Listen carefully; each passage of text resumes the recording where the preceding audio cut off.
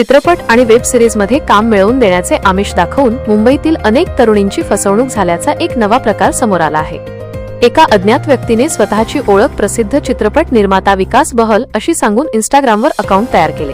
ऑडिशनच्या नावाखाली त्याने तरुणींना बिकिनी आणि अर्धनग्न अवस्थेतील खासगी फोटो मागितले, तसेच त्यांच्याकडून पैसे उकळले आणि नंतर संपर्क तोडला।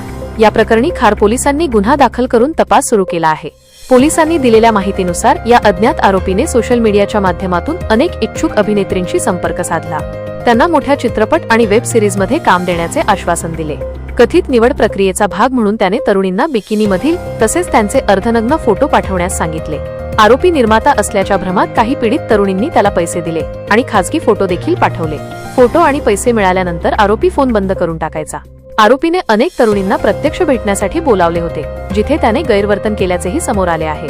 आपल्या नावाने फसवणूक सुरू असल्याची माहिती जेव्हा खरे निर्माता दिग्दर्शक विकास बहल यांना मिळाली, तेव्हा त्यांनी तत्काळ खार पोलीस ठाण्यात धाव घेऊन एका अज्ञात व्यक्तीविरुद्ध तक्रार दाखल केली। यानंतर फसवणूक झालेल्या काही पीडित तरुणींनीही तक्रार दिली।